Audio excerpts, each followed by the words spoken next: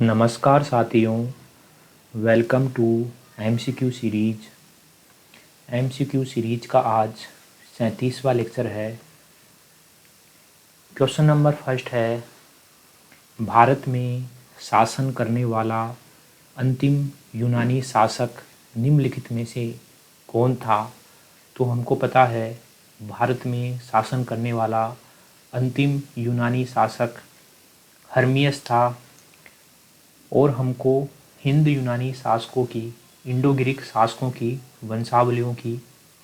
वंशावली की जानकारी उनके सिक्कों से ज्ञात होती है। उनके सिक्कों के आधार पर हमको ज्ञात हुआ है कि कुल 30 इंडो ग्रीक शासकों ने भारत पर शासन किया था। ठीक है साथियों, तो अंतिम यूनानी शासक कौन था? हर्मियस था। क्वेश्चन नंबर 2 है, द्रेकम नामक सिक्के निम्नलिखित में से किसके द्वारा जारी किए गए थे? तो हमको पता है द्रेकम नामक सिक्के इंडो ग्रीक शासकों के द्वारा जारी किए गए थे। क्वेश्चन नंबर 3 है, निम्नलिखित में से किस कथन से श्रेणी शब्द की सर्वाधिक उपयुक्त व्याख्या होती है? तो श्रेणी एक व्यवसाय करने वाले एक से अधिक जाति के लोगों के संगठन को श्रेणी कहा जाता है। देखते हैं ऑप्शन ए, एक ही व्यवसाय करने वाले एक ही जाति के लोगों का संगठन। गलत है, एक ही व्यवसाय तो करते हैं लेकिन एक से अधिक जाति के लोग हो सकते हैं, तो ये ए ऑप्शन गलत हो गया। अलग अलग व्यवसाय करने वाले एक ही जाति के लोगों का संगठन, ये भी गलत हो गया। व्यवसाय एक ही करते हैं, अलग अलग व्यवसाय नहीं करते, और अलग अलग जातियों के भी हो सकते हैं। एक व्यवसाय करने वाले अलग अलग जाति के लोगों का संगठन होता है श्रेणी, तो दूसरा भी गलत हो गया। सी है, एक व्यवसाय करने वाले एक से अधिक जाति के लोगों का संगठन। हाँ, ये सही है कि एक ही व्यवसाय करने वाले मिलकर एक ही व्यवसाय करते हैं, और चाहे वे अलग अलग जाति के लोग हो सकते हैं, तो ऐसा संगठन श्रेणी कहलाता है। तो सी ऑप्शन इसमें हमारा आंसर हो जाएगा।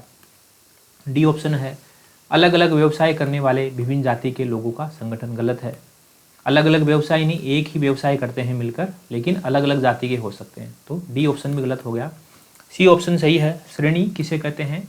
एक व्यवसाय करने वाले एक से अधिक जाति के लोगों का संगठन श्रेणी कहलाता है। क्वेश्चन नंबर 4, हिंद यूनानी इंडो ग्रीक शासकों के सिक्कों पर निम्नलिखित में से किन लिपियों का प्रयोग हुआ है?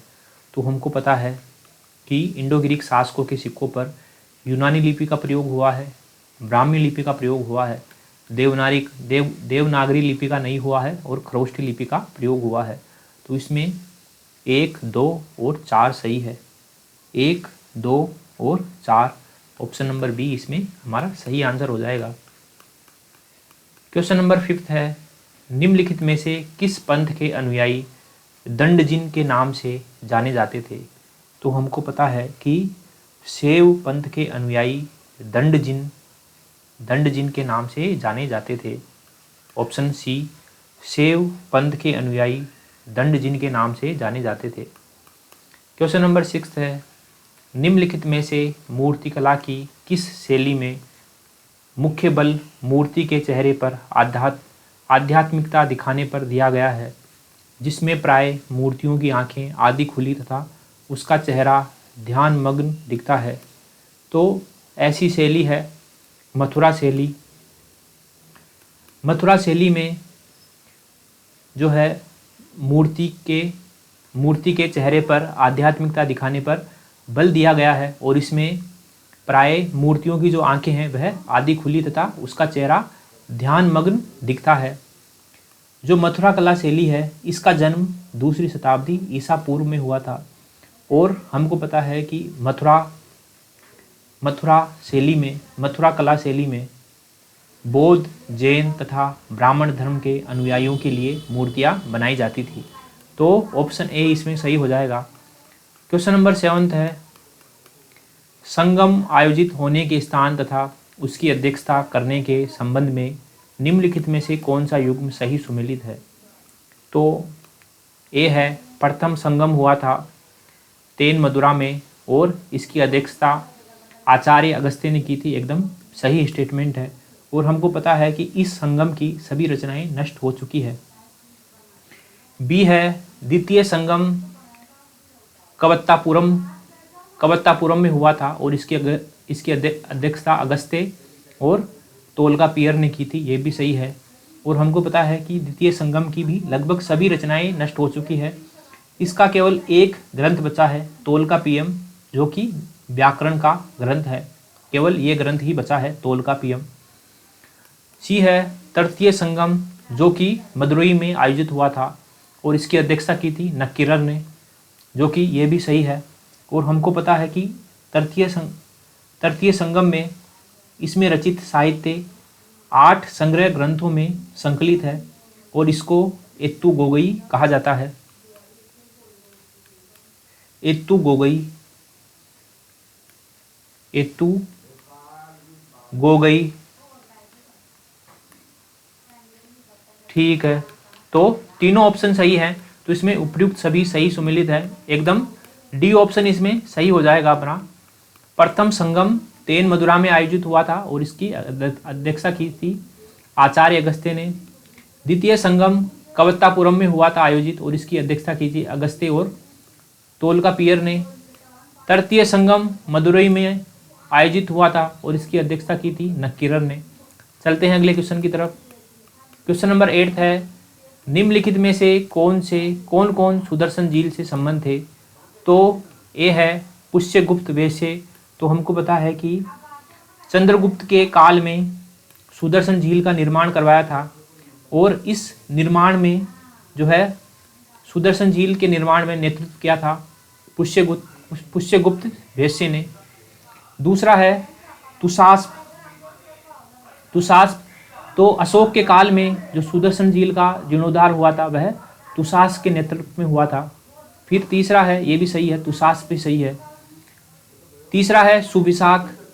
तो सुविशाख रुद्रदमन के काल में जो है सुदर्शन झील का जीर्णोद्धार सुविशाख के नेतृत्व में हुआ था।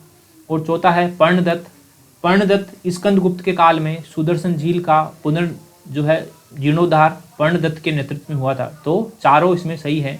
1 2 3 4 चारों सही है। ऑप्शन डी इसमें सही हो जाएगा। ऑप्शन डी इसमें सही है। क्वेश्चन नंबर 9 है भूमि अनुदान के प्रभाव के विषय में निम्नलिखित में से कौन से कथन सत्य हैं। तो पहला स्टेटमेंट है वित्तीय संसाधनों पर राज्य की पकड़ मजबूत। तो आप सोच के बताइए कि अगर राज्य भूमि अनुदान करेगा तो उससे उसकी भूमि जो है राज्य से जो है भूमि चली जाएगी, तो उससे वित्तीय संसाधनों पर राज्य की पकड़ कैसे मजबूत होगी। उससे तो जो है वित्तीय संसाधनों पर राज्य की जो पकड़ है वह कमजोरी होगी, क्योंकि भूमि अनुदान से जो भूमि है उस पर राज्य का हक नहीं रहेगा। तो इससे वित्तीय संसाधनों पर राज्य की पकड़ कमजोर होगी। ठीक है, तो पहला गलत हो गया।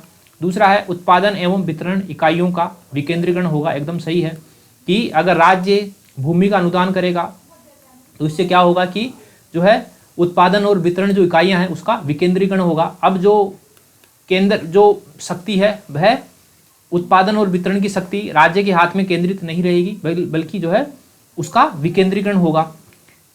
तीसरा है शक्तिशाली मध्यस्थों का उदय होगा। एकदम सही है कि जिसको भूमि अनुदान दिया जाएगा तो फिर वह भूमि अनुदान के माध्यम से किसानों और राजा के बीच जो है मध्यस्थता करने का काम जो है भूमि अनुदान करता करने लगेगा। तो ये एकदम सही है, तीसरा ऑप्शन भी। और चौथा है साम्राज्यवादी परंपरा के लिए चुनौती होगी। एकदम सही है कि साम्राज्यवादी परंपरा के लिए चुनौती कैसी होगी। अगर भूमि अनुदान दिया जाएगा तो छोटे छोटे जो है सामंत उभरेंगे, और सामंत उभरेंगे तो जो है राजनीतिक विकेंद्रीकरण जो है आएगा राज्य में, और इससे जो है साम्राज्यवादी जो परंपरा है कि जो है केंद्र मजबूत होगा। साम्राज्यवादी परंपरा में केंद्र मजबूत होता है, इस परंपरा को चुनौती मिलेगी और जो है सामंतवाद का उदय होगा भूमि अनुदान से। तो एकदम चौथा ऑप्शन भी सही है। तो इसमें 2, 3 और 4 सही है। 2, 3 और 4 ऑप्शन सी इसमें सही है। 2, 3 और 4 इसमें सही है। क्वेश्चन नंबर 10 है आर्यभट्ट के संदर्भ में निम्नलिखित में से कौन से कथन सही है। पहला है इसने त्रिकोणमिति का विकास किया। एकदम सही स्टेटमेंट है। आर्यभट्ट ने त्रिकोणमिति का विकास किया। दूसरा है इसने सूर्य और चंद्र ग्रहण के बारे में खोज की, एकदम सही है। और तीसरा है इसने पृथ्वी के गुरुत्वाकर्षण सिद्धांत के बारे में पता लगाया, एकदम गलत है। जो पृथ्वी के गुरुत्वाकर्षण के सिद्धांत के बारे में पता लगाया उनका नाम ब्रह्मगुप्त था। ब्रह्मगुप्त ने पृथ्वी के गुरुत्वाकर्षण सिद्धांत के बारे में पता लगाया था। तो 3 गलत है और 1 और 2 सही है, 1 और 2 सही है, 3 गलत है। तो इसमें बी ऑप्शन सही हो जाएगा, इसमें बी ऑप्शन सही हो जाएगा। ठीक है साथियों, MCQ सीरीज का लेक्चर नंबर 37 यहीं समाप्त होता है। मिलते हैं अगले लेक्चर में, तब तक के लिए थैंक यू वेरी मच।